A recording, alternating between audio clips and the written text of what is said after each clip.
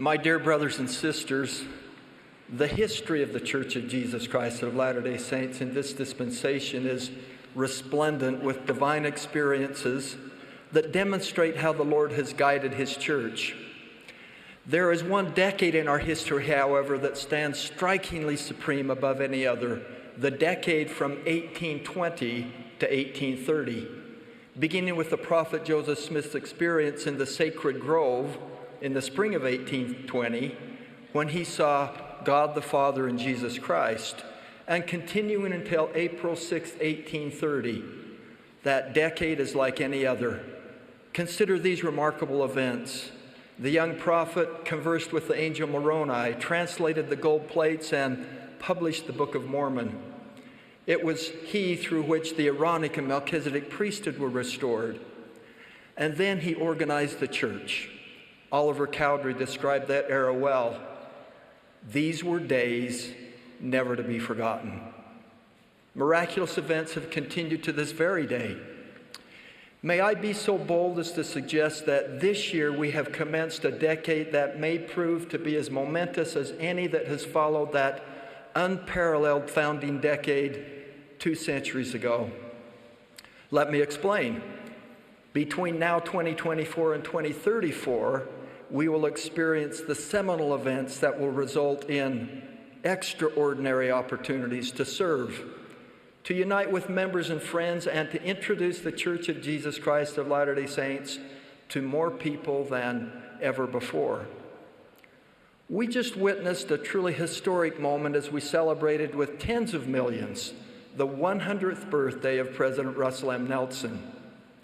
Reporting on President Nelson's birthday, Newsweek wrote a headline that read, "World's oldest religious leader turns 100.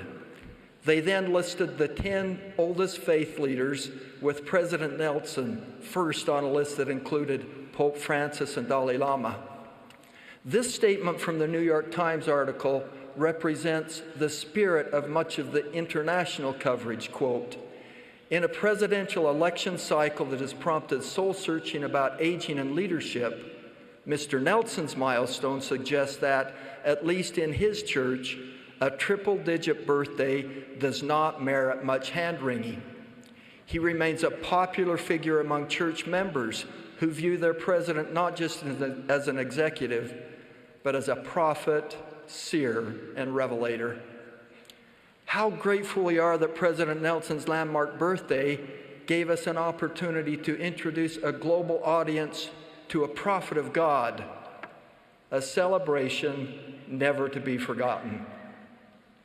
Earlier this spring, a refurbished plaza on Temple Square featuring a display of international flags representing countries where the church is organized was unveiled. The plaza entrance is marked by a granite monument with these prophetic words, "And it shall come to pass in the last days that the mountain of the Lord's house shall be established in the top of the mountains, and shall be exalted above the hills, and all nations shall flow unto it." Surely the monumental events that will occur during the next 10 years constitute one manifestation this prophecy of Isaiah is being fulfilled. Contemplate the unprecedented number of temple open houses and dedications that are planned to take place over the next decade. Even the potential of 164 temples and counting. Imagine tens of millions of you and your friends walking through a house of the Lord. The symbolic center of these events will be the rededication of the Salt Lake Temple and the activities associated with it. These will certainly be days never to be forgotten. 2030 will bring opportunities worldwide to commemorate the bicentennial of the organization of the church. Although it's too early to say how the church will recognize this milestone, it will certainly allow us to invite family, friends, and colleagues, and distinguished guests to come and see and to better understand the powerful impact it has in the lives of church members. And in 2034, thousands of dignitaries, visitors, and athletes from around the world will flood the streets of Salt Lake City, the stage for the Winter Olympic Games. There is perhaps no greater demonstration of worldwide unity than that embodied in the Olympic Games. The eyes of the world will be upon the church and its members, affording a multiple of opportunities to volunteer, serve, and share glad tidings through kind deeds. An event never to be forgotten. These upcoming moments will provide members of the church everywhere with increased opportunities to share glad tidings of the gospel of Jesus Christ through word and deed. A decade never to be forgotten. In a meeting just weeks before his birthday, President Nelson shared the reason he cherishes the phrase glad tidings. On the face of it, he noted the phrase rings of joy and happiness, but glad tidings convey much more than that. He explained that this phrase comes from the original Greek word euangelion, which literally means good news or the gospel. Happiness and joy in this life and the next are always linked with the gospel of Jesus Christ. Thus, the phrase glad tidings captures this double meaning in a wonderful way. Men and women are that they might have joy. Heavenly Father has provided the plan of happiness that enables joy through His blessings. These include living in His presence eternally as families. The atonement of Jesus Christ is central to God's plan. To receive eternal life, we must come unto Christ. As we do so and help others do the same, we participate in God's work of salvation and exaltation. This message of the glad tidings of the gospel of Jesus Christ is the most important message on earth. And that is where the youth and young adults of the church come in.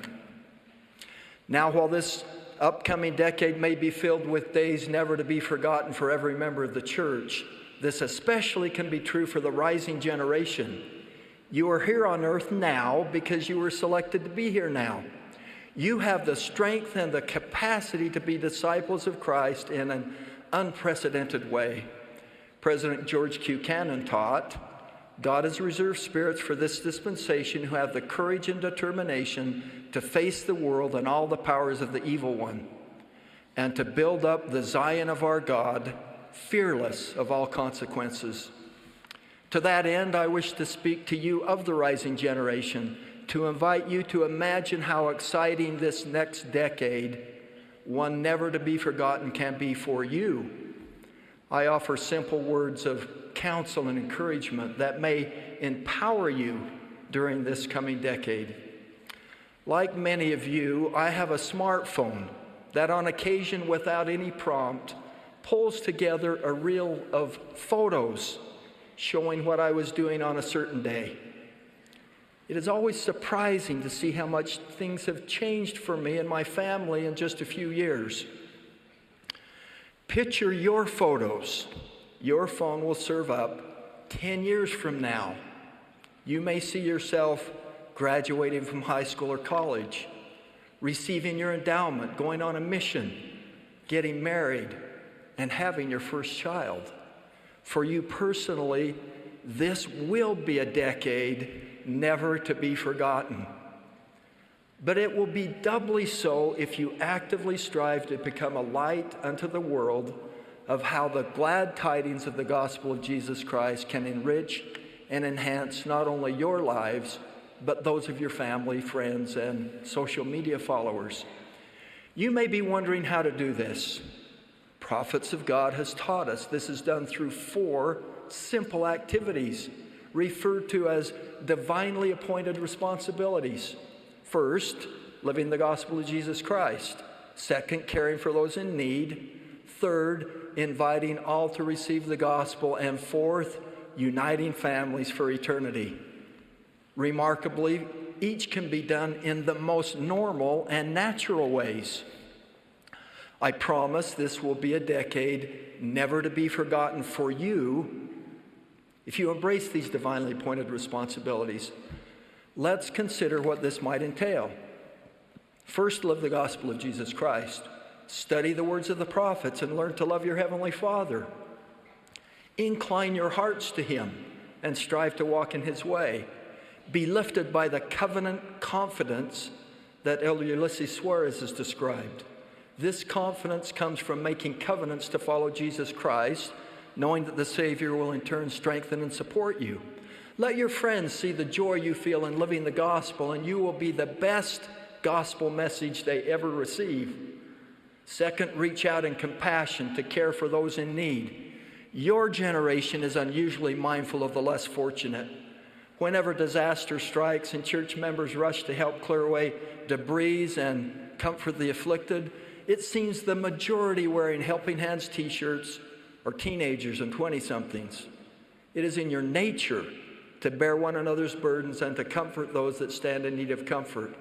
By doing this, we fulfill the law of Christ.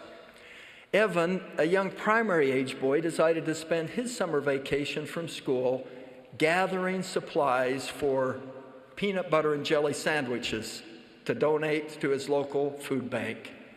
He found the project on the Just Serve website. Young Evan enlisted his entire school class to help collect over 700 jars of jelly. Let the people you serve know that your concern for them is rooted in your love of God and your desire to treat your neighbor as yourself. Third, invite all to receive the gospel. This year we opened 36 new missions worldwide to accommodate all who have a desire to serve full-time missions. In an era when many youth are opting out of formal religious activity altogether, this is remarkable and speaks to the magnificent nature of your testimonies. Whether serving full-time or not, please realize your immense capacity to influence your peers as you love, share, and invite them to explore the gospel of Jesus Christ. Fourth, unite families for eternity. As I visit temples around the world, I marvel at the standing room only crowds of youth waiting at the baptistry and at the increased number of young adults serving as ordinance workers. Recently, a group of over 600 youth from Scotland and Ireland traveled to the Preston, England temple, performing over 4,000 ordinances, many of which were their personal deceased ancestors. I urge you to become engaged in family history. Spend time in the temple. Carefully prepare yourself to be the kind of man or woman ready to marry an equally worthy companion in the temple. Develop a pattern in your life now to make the temple a regular part of your lives. My beloved brothers and sisters, my dear young friends, there will be likely difficulties for each of us in the days ahead. However, as we enter this coming decade of unprecedented moments, may we share glad tidings through the simple activities of living, caring, inviting, and uniting. As we do so, the Lord will bless us with experiences never to be forgotten. I testify that to those who approach the Lord with a sincere heart and real intent, to those who have the name of the Savior upon their lips and the Holy Spirit in their souls, to those who embark upon this grand and glorious pilgrimage, you will discover and experience bounteous celestial blessings and receive a witness that God hears you, knows you, and loves you. You will experience days never to be forgotten. In the name of Jesus Christ, amen.